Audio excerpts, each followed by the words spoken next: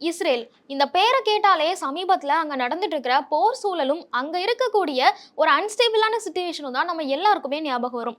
ஆனா இந்த போர் சூழலையும் தாண்டி கடந்த வருஷம் மட்டுமே இஸ்ரேல்ல இருக்கக்கூடிய ஜெருசலம்க்கு நிறைய பயணிகள் தங்களோட புனித யாத்திரையை மேற்கொண்டிருக்காங்க.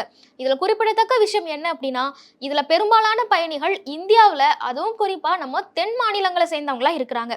இதுல யாரு ரொம்ப அதிகமா பயணம் பண்ணியிருக்காங்க, இன்னும் வரும் வருஷங்கள்ல இஸ்ரேல்ல இருக்கக்கூடிய ஜெருசலமை போய் பார்க்கணும் அப்படின்னா என்ன மாதிரியான சேஃப்டி மெஷர்ஸ் எல்லாம் எடுக்கப்பட்டிருக்கு அப்படிங்கறதெல்லாம் தான் இந்த வீடியோல டீட்டெயிலா பார்க்க போறோம். சமீப காலமாவே நீங்க எந்த ஒரு நியூஸ் பேப்பரோ இல்ல டிவி சேனலையோ பாத்தீங்க அப்படின்னா இஸ்ரேலுக்கும் ஹமாஸுக்கும் நடக்கக்கூடிய அந்த போரை தான் ரொம்ப தீவிரமா பேசிட்டு இருந்தாங்க. ஆனா அப்படி இருந்தாலும் கூட அங்க நிறைய டூரிஸ்ட் இந்த வருஷம் போயிருக்காங்க அப்படின்னு சொன்னா கேட்கறதுக்கே ஆச்சரியமா தான் இருக்கு.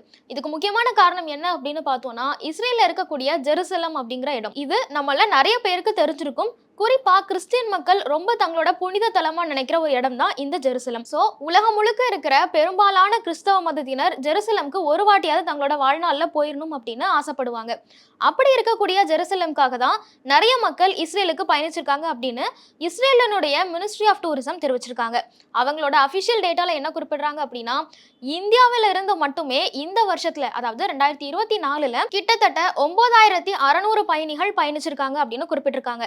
என்னதான் போர் உச்சத்துல இருந்தாலும் கூட மக்கள் தங்களோட ஆன்மீக பயணத்தை மேற்கொள்றத நிறுத்தல அப்படின்னு அவங்க குறிப்பிட்டிருக்காங்க. அது மட்டும் இல்லாம இந்த 9600 பயணிகள்ல அதிகப்படியான நபர்கள், அதாவது 48% மேல இந்தியாவினுடைய கேரள மாநிலத்தை சேர்ந்தவங்களா இருக்காங்க.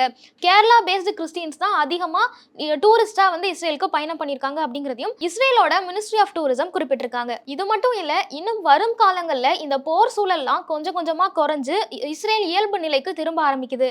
ஸோ இந்த காலகட்டத்தில் எங்களோட எக்கானமியை நாங்கள் மீண்டும் மேலே கொண்டு வரணும் அப்படின்னா இந்த மாதிரியான டூரிஸ்ட் அதிகமாக இஸ்ரேலுக்கு வரணும் அப்படின்னு குறிப்பிட்டிருக்காங்க. இந்த வருஷம் அவங்களோட எக்ஸ்பெக்டேஷன் என்னவா இருக்கு அப்படின்னா, 70,000க்கும் மேல பயணிகள் இஸ்ரேலுக்கு வரணும்.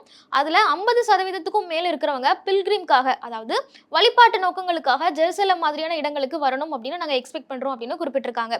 சரி, இவ்வளோ போர் நடக்கிற ஒரு கண்ட்ரிக்கு மக்கள் எப்படி போறது, அங்கே சேஃப்டி கன்சர்ன்ஸ்லாம் எப்படி இருக்கும் அப்படின்னு நம்ம யோசிப்போம். அதுக்கு அவங்க என்ன விளக்கம் கொடுக்குறாங்க அப்படின்னா, இஸ்ரேல்ல என்னதான் போர் உச்சத்துல இருந்தாலும் அங்க வர டூரிஸ்டோ இல்ல டிராவலர்ஸ்க்கோ எந்த பாதிப்பும் ஏற்படல. எங்களோட ஃபர்ஸ்ட் ப்ரையாரிட்டியே டூரிஸ்டோட பாதுகாப்பா தான் இருக்கு அப்படிங்கறத குறிப்பிட்டிருக்காங்க. சரி, இஸ்ரேலுக்கு எப்படி பயணம் பண்றது அப்படின்னு நம்ம பார்த்தோம்னா, உலகம் முழுக்க இருக்கிற பல்வேறு ஏர்லைன்ஸ் அவங்களோட சேவையை இஸ்ரேலுக்கு கொடுக்க ஆரம்பிச்சிட்டாங்க. உதாரணத்துக்கு நம்ம இந்தியா அப்படின்னு எடுத்துக்கிட்டோம்னா, டெல்லியில இருந்து, அதாவது இந்திரா காந்தி ஏர்போர்ட்ல இருந்து இஸ்ரேலுக்கு ஏர் இந்தியா நிறுவனம் ஃபிளைட்டை இயக்க ஆரம்பிச்சிட்டாங்க. மார்ச் மாசத்துல இருந்தே இது அவைலபிளா இருக்கும் அப்படின்னு சொல்லிட்டாங்க. இது மட்டும் இல்லாம துபாயில இருந்து ஃப்ளை துபாயா இருக்கட்டும், அசர்பைசான் ஏர் இஸ்ரேலுக்கு தங்களோட விமான சேவையை தொடங்க ஆரம்பிச்சிட்டாங்க.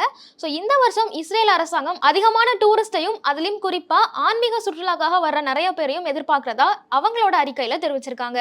மேலும் ஈடி தமிழ் சேனல்ல வரப்போகும் பிசினஸ் மற்றும் அது ரிலேட்டடான வீடியோவை பார்க்க உடனே கீழே இருக்க சப்ஸ்கிரைப் பட்டனை கிளிக் பண்ணுங்க.